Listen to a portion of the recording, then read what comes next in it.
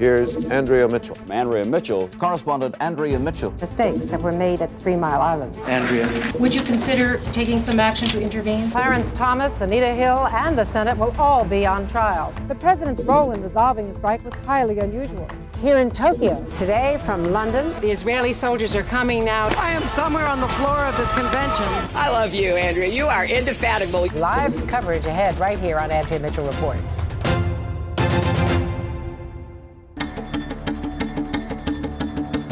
This is the bill on FARA, on lobbying, right?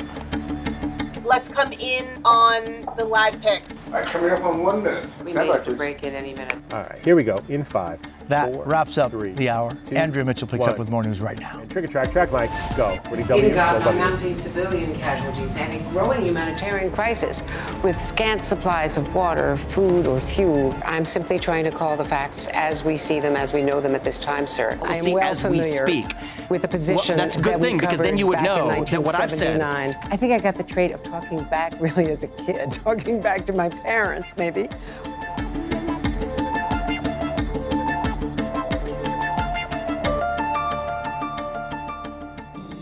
It was what one White House official, in classic understatement, called an extremely awkward moment. When I first covered the White House, I just was always asking questions. Do you now agree, sir, that there won't be a joint session with Mr. Gorbachev, that Mr. Gorbachev will not appear before a joint session of Congress? They have never formally asked for one.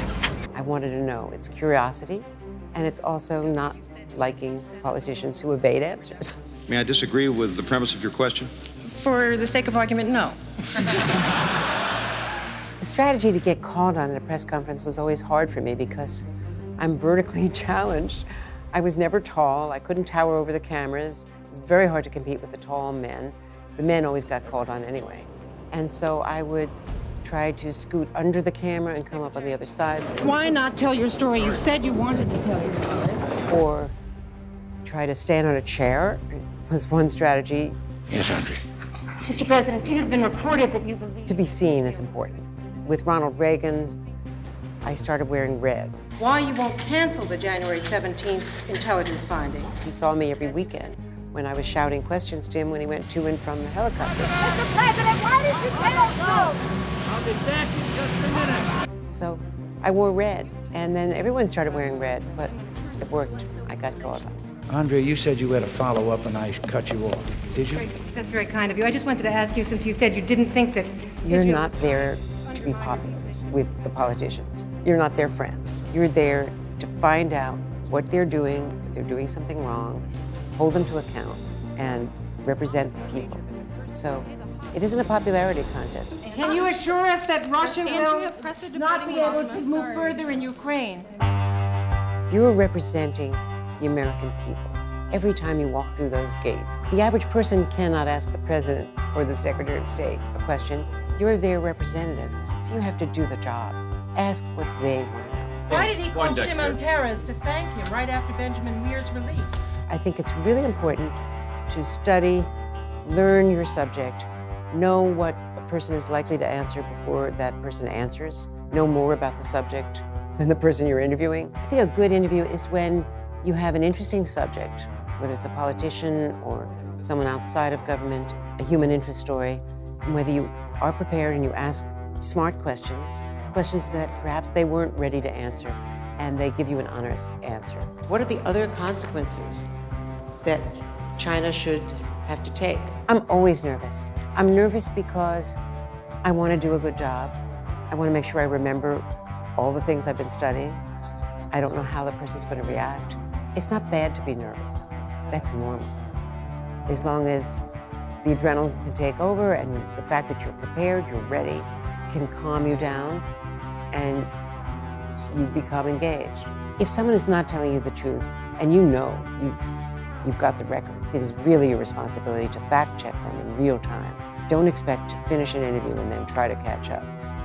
You have to just stop right there and call them out on it. A tough interview teaches you that you really have to be ready. You have to be prepared. And you don't know if it's going to go in a different direction. And sometimes it's really hard because the person you're interviewing is difficult and wants to keep you off balance. I do like to do things where I know I'm making a difference. Why did you come here? I'm afraid. Recently, I was in Chad with refugees from a terrible civil war, and they had nothing, and the children were dying from malnutrition. So those are very difficult interviews. What do you say to someone who's sitting on the ground, has no shelter? No food, no drinks. How do you come up with the right questions? What do you hope for? We need peace. Empathy and the fact that you're a human being and you have to relate to people can only carry you forward, because it's heartbreaking. I would tell any aspiring journalist to study, to read, to really learn a lot of different things. Don't over-specialize right away. Learn healthcare, learn about the economy, education, the crisis in our country. Just read everything and then listen. Listen during an interview, because you never know when someone will say something that's really important. Drop a clue or a hint, follow up. Don't be thinking about what your next question is. Just follow the flow of the interview, listen to what the person is saying, and that makes for the most dynamic interview.